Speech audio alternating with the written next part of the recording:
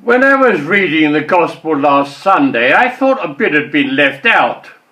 Or anyway, it didn't seem to follow on exactly. See what you make of it. It comes in chapter 12 of St. John's Gospel. Among those who went up to worship at the festival were some Greeks. These approached Philip, who came from Bethsaida in Galilee, and put this request to him: "Sir, we should like to see Jesus." Philip went to tell Andrew, and Andrew and Philip went together to tell Jesus. And Jesus replied to them, "Now the hour has come for the Son of Man to be glorified. I'm telling you quite solemnly, unless a grain of wheat falls to the ground and dies, it remains a single grain. But if it dies, it yields a rich harvest." What happened to the Greeks? And then looking at it, I thought, yes, put it in context. Jesus was addressing them. See, by this stage in his life, Jesus had become very well known. He was a celebrity. Now, these Greeks, obviously, they didn't live in the Holy Land, in Palestine, and they probably never seen him. I mean, you can't just go up to a celebrity and say, "Hi, I'm so-and-so." Try and get an interview. So they asked Philip, Philip asked Andrew. And then Jesus replied. Now, I think when they heard his reply, they must have thought they've really come at the right moment. They've come to the celebrity, and now he says he's going to be glorified. They've come just at the moment of his glory. Can you imagine that? Being introduced to a celebrity who says, "Now this is my big moment."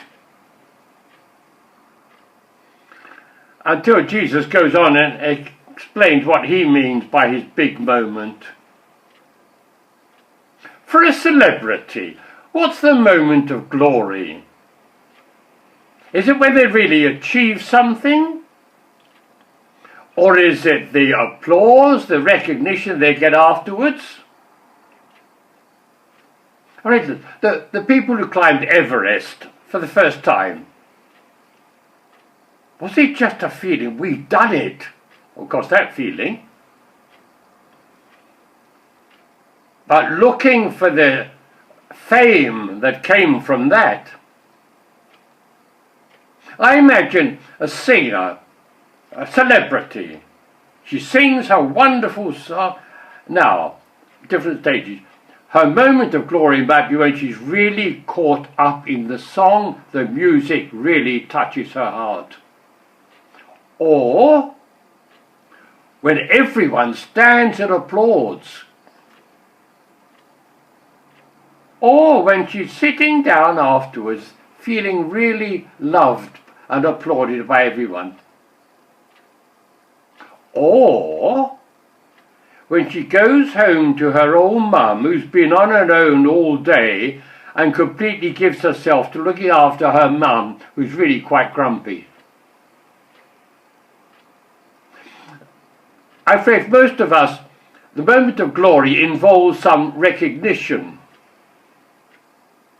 I was watching a boy, he was on holiday recently, he's in the garden on his own, don't know where mum and dad were, and he was kicking a ball around, and then he stopped kicking for a moment, and then he turned around to acknowledge applause, as if there were thousands of people. Of course, in his imagination, he's in the middle of the stadium. He just scored the winning goal or something. For him, the moment of glory was the cheers of the people. To become a great footballer or cricketer or artist in itself is an achievement. So when young people are told, follow your dreams, what is the dream? Is the dream to become famous? Or is the dream to write a most beautiful song and just feel, I've got it? Or to paint a picture, whether anyone thinks it's good or not, you say, that's it. That expresses what I'm trying to say. For Jesus, the moment of glory, the hour of glory, was when he got to the stage where he could completely forget himself. He got to the stage where he could love people who hated him, forgive people who were torturing him, killing him, not just the man with the nails and the spear, but the Pharisees who'd led to that, or Pilate who was too weak to stop it. He loved those people. To get to, that's the moment of achievement of glory. No thanks. How often we do a thing, of course, no, I got no thanks for that. Me not bothered. No. For Christ, the moment of glory is total giving of himself. And that's why he used that expression. It's a wonderful one when you analyze it. A grain of wheat falling to the ground and dying. You don't often see grains of wheat, they're really quite tiny. But get you inside of an avocado pear. Polish it up. Or throw it in the ground where it will disintegrate and produce a harvest. When I was a youngster, I used to help my uncle on the allotment digging up, and he had potatoes. And he showed me how you dig them up. You put your garden fork underneath the plant, get right under it, then take the green part upstairs and lift the two up and shake the earth off it. And even as a teenager, I thought, they look beautiful, these new potatoes with the earth falling off them. Then I said, what's that? Ugh, that's the seed potato. Chuck that away. It's disgusting. That's what the seed became. The seed potato rotted to produce a harvest. The little grain of wheat or anything else disintegrates and is lost to produce a harvest. And Jesus felt his moment of glory was when he got to that stage of total giving, total forgiveness. That's a struggle. In the agony of the garden, he begged not to go through with it. But the pain of it, the hurt. And if you notice, when you read the Gospel of the Passion of Christ, very little is actually said of the physical suffering. Much more is given to the agony in the garden, his trials, being condemned, being abused, the way people talked about him. That was the passion, not a feeling that he'd achieved anything, but getting to the stage where he's totally forgotten. Like someone who comes home, I say, and looks after an old person who's getting rather cantankerous. No thanks. That's for Jesus. That is where the Son of Man will be glorified. So if you want to see Jesus, those Greek people said, we should like to see Jesus. If you say, I should like to see Jesus, then look at the grains of wheat which have been thrown in the ground in your life. Those who have been rejected, hurt, despised, ignored. And try to get in touch with them and their feeling. Some time ago, Pope Francis went to the Philippines, and a great reception, but a little girl wanted to ask him a question. So they got her ready. She said she could, when another youngster went up to see him. She was a 12-year-old. Had been abandoned by her mother and dad and ended up on the streets. with prostitutes and drugs. And then she'd been picked up and helped by a Catholic charity. So she came to the Pope and she said, I want to ask you a question. And she started saying the question but couldn't get it out for her tears. She said, Pope Francis, why did God allow this to happen to us? And then she just sobbed and sobbed. So Pope Francis just took her in his arms and hugged her.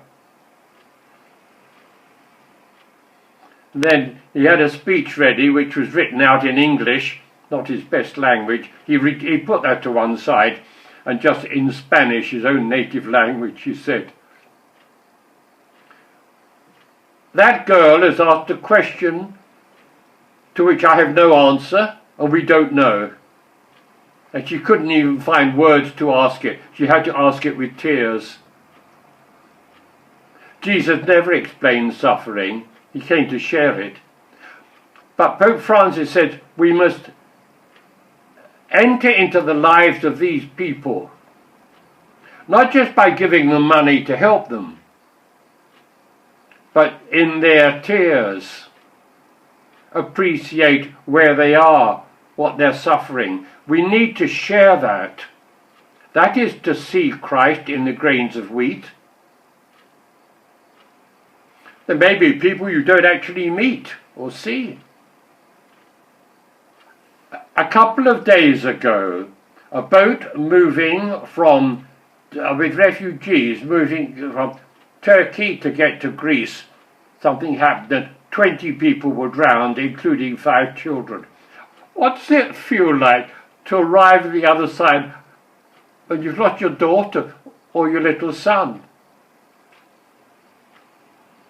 It's not a question of helping them. It's a question of getting in touch with what they are feeling. And we need to stop sometimes and enter their tears. I should like to see Jesus. This is the only way we can see Jesus, the grain of wheat which had fallen to the ground and died. Or if you say, I would like to be like Jesus, that means becoming the grain of wheat and dying, losing everything, totally concentrated on the other person, showing myself in love until I'm completely forgotten. The grain of wheat disintegrates.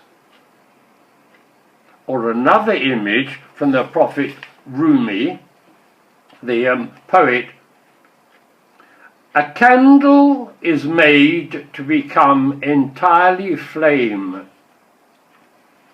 In that moment when it is annihilated, it has no shadow. It is nothing but a tongue of light. Could I become a candle for Christ and then become entirely flame? And people don't look at the light, they look at what the light reveals. And I ask myself, do I want that? Do I want to be disintegrated? And I felt, no, but I want it. I want to get to the stage where I could really want to lose myself entirely, like the grain of wheat, like the candle burning out, to be like Christ. Ask for that gift. And if you don't feel you want it, ask, would you like to get to the stage of wanting it? But know the risk. If you ask for it, Christ will take you there. To be with him. Amen.